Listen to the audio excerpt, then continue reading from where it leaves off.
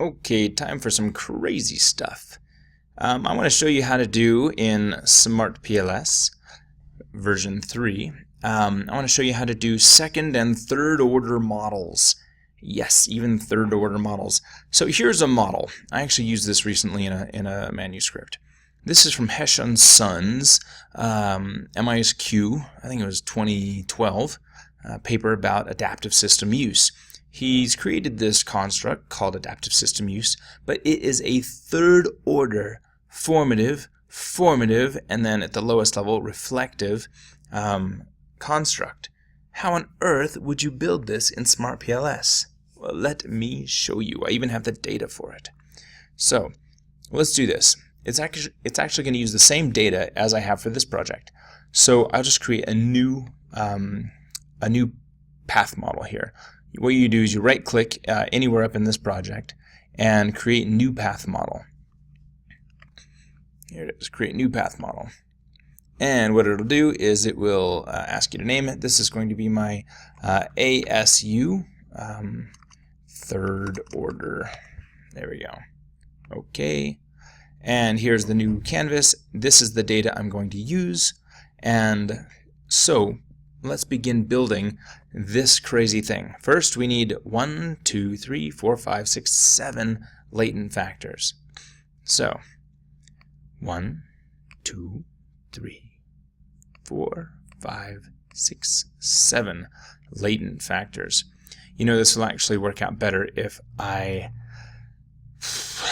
move these, Control Z, use the selector tool.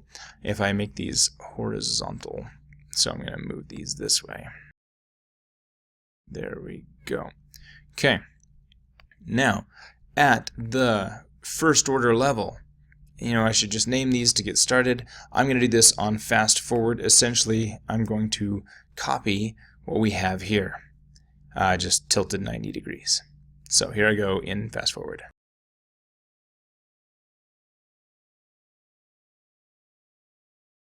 There we go. I've renamed them. Now let's give them some indicators. So we're going to start with the first order level. That's with repurpose and recombine, etc. So let's go down here to the data, and it is for me the UACT. Okay, NUF is new features. I'm going to select those and drag them over here to try new.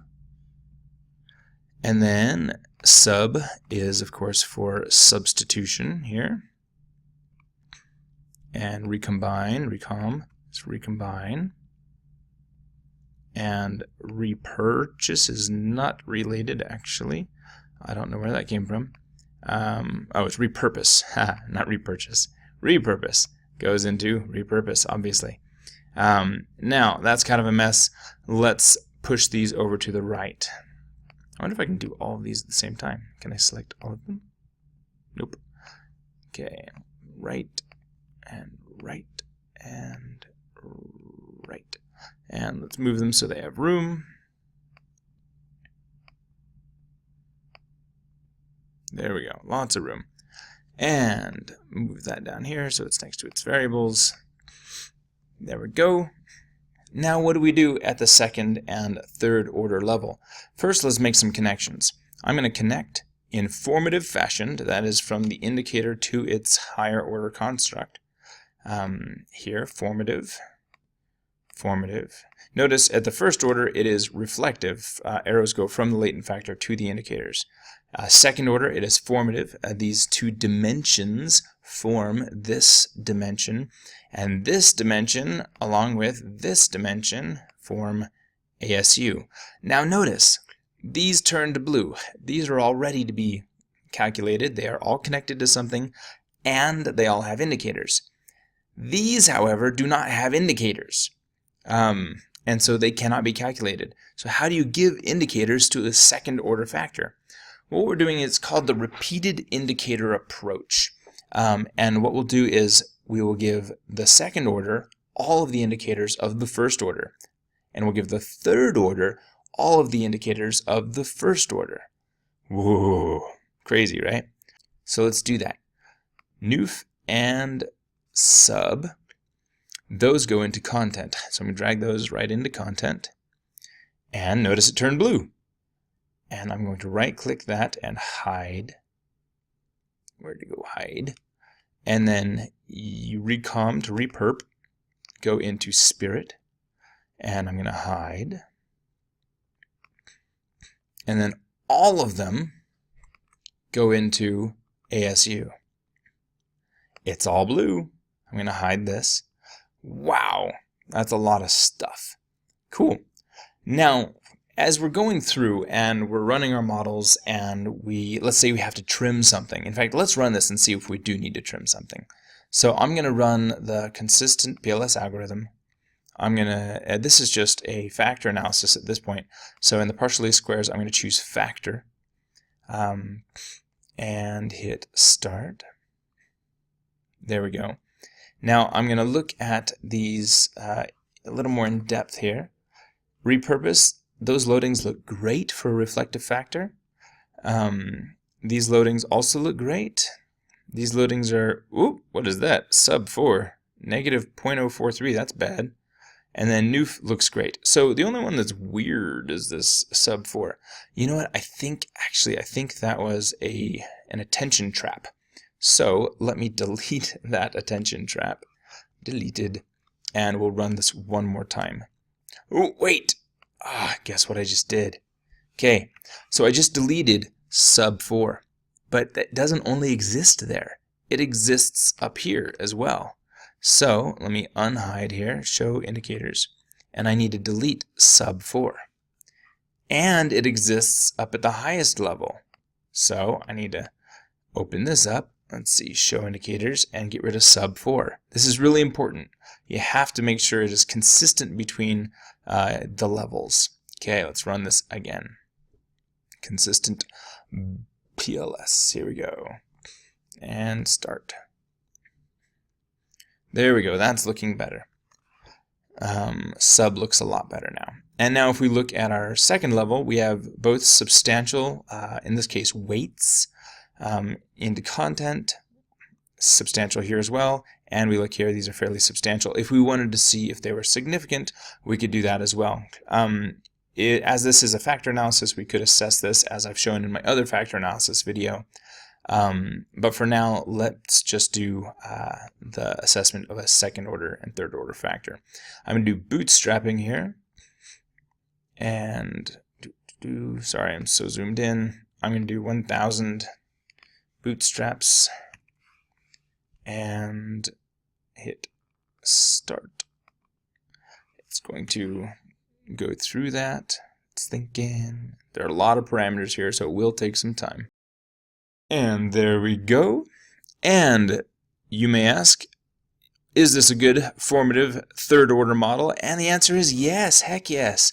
Look at these t statistics. These are beautiful. At the second order level, they're beautiful, above 1.96, and at the third order level, above 1.96, by a long shot. So these are good formative factors. Excellent. Now, that's what you do at the factor analysis level, but let's say we want to predict adaptive system use with something else. This is where it gets a little complicated. Let me save this, and let's bring in another latent variable. Let's bring in 2 more latent variables. And let's just choose something from the top here. How about innovativeness is going to be one of them, and efficacy is going to be another one. I think innovativeness and efficacy predict adaptive system use. I'm not going to theorize about that, but there it is. If I draw lines connect from latent variable 1 to ASU and latent variable 2 to ASU, it all turns blue. They're all connected. Let me rename these really quick so we know what we're looking at. Latent variable 1 is PIIT, and latent variable 2 is CSE. There we go. Notice when I run this,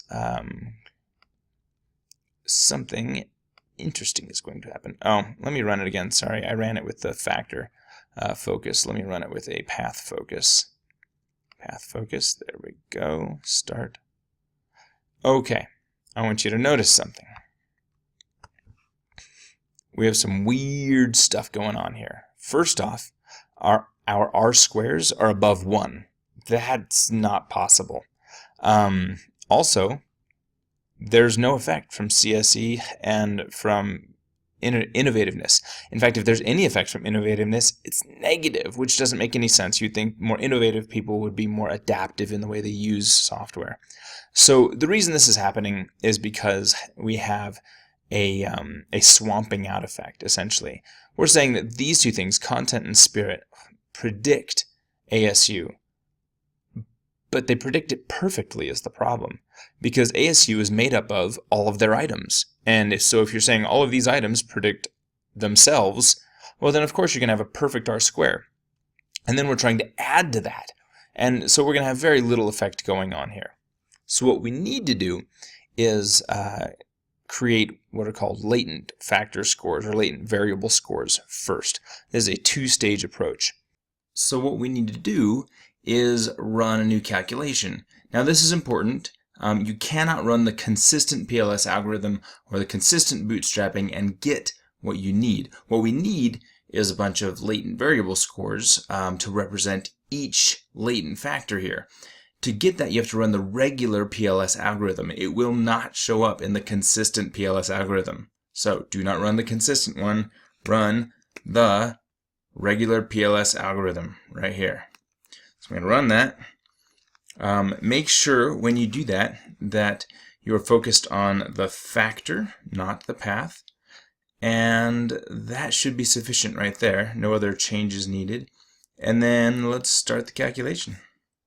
Zoom out a bit. Here we go. What you'll see is the same thing as usual, except if you go to latent variable down here, click on that.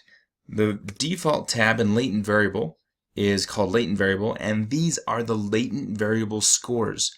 You'll notice that there are as many rows in this big table as there are in your data set. That is because it is recreating your data set, but instead of having all those variables, notice we have a new variable for each latent factor. ASU is that highest order, third order factor, and then you got content and spirit as the second order factors, and then your first order factors, substitute, repurpose, recombine, and wherever the other one went, try new. And then we have our predictors, PIT and CSE. So what we can do now, and these are built on the indicators. So these are I'm not sure how to say it, but more pure. Remember in our model, let me go back to our model here. When we run it, notice we've got nothing to work with. Our latent variable ASU is perfectly predicted. This is different because we ran the regular PLS algorithm, not the whatever it's called, consistent one. But it has a perfect R-square, and it's predicted beautifully by these two latent factors, second order dimensions, but it has no predictive aspects to it. We can't use PIT or CSE to predict ASU because it's already being perfectly predicted by content and spirit. So what we need to do is extract those latent variable scores and use them in a subsequent path model. So that's what we've done. What we need to do, go to that output, and over here on the right you're going to see a button, two buttons actually. Click on the one for copying to clipboard Excel format. Okay, it's copying. It's a lot to copy. And now that it is copied, I'm going to open up Excel and just open up a new sheet, paste all of this data in there. Again, we should have the same sample size, which for me was 277. And we're going to save this as a CSV file, just like we did before in a previous video. So I'm going to save this in my Awesome Theory folder. And instead of an XLSX file, I'm going to save as comma delimited, so it can be opened in PLS. And I'm going to rename this not to book CSV. Let's call it Awesome LVS. Latent Variable Score is what that stands for. And save.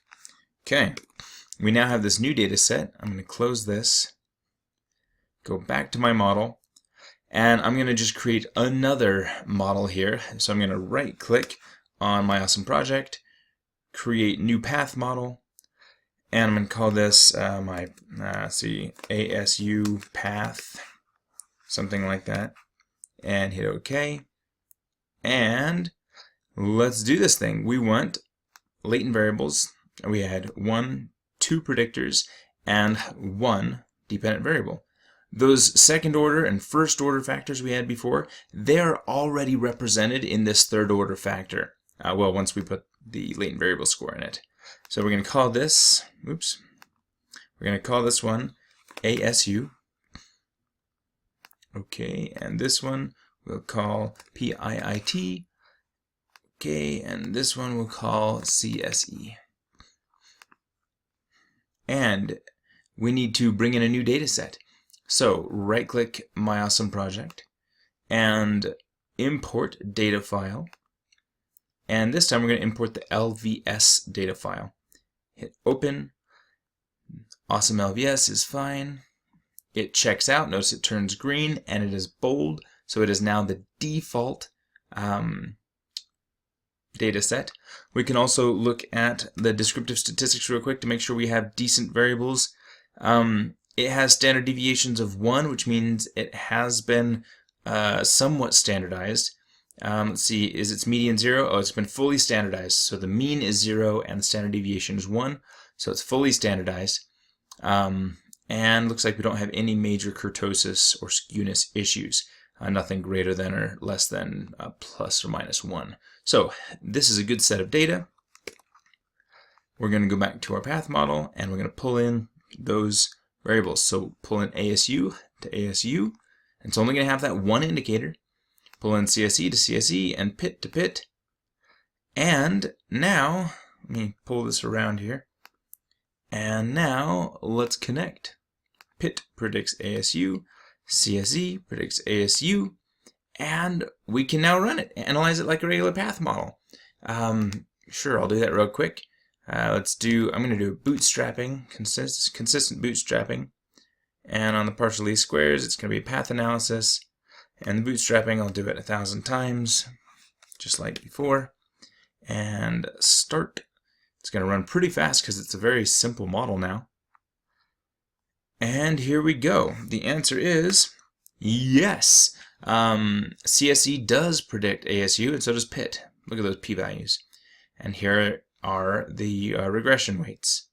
So that's great. That's how you would run a second order or even third order model where the second or third order factor is endogenous.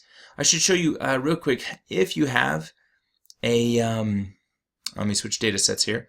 Let's see, if you have a second order factor, where is it, this one? I think it's this one. Nope, it's this one perhaps. Alright, sorry, select active data file.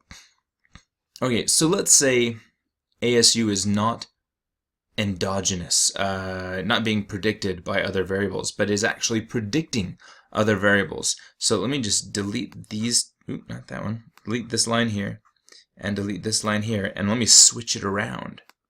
Let me say that ASU is the independent variable, and not the dependent variable. Well then, do I need to go through all that hassle of second or two-stage using latent variable scores? And the answer is no. I can run this just fine. Let me run consistent bootstrapping, and I'm just going to tame it down to measly 100 to get it going quickly.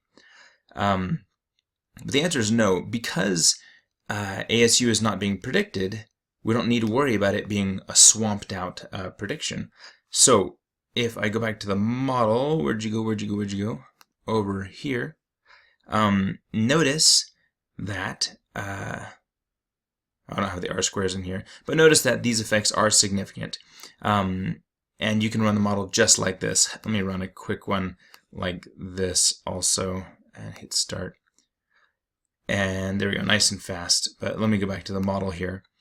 And you can see these effects, and these R-squares, and this R-square, they're all somewhat consistent. We have actually some above 1 values here, that's not good.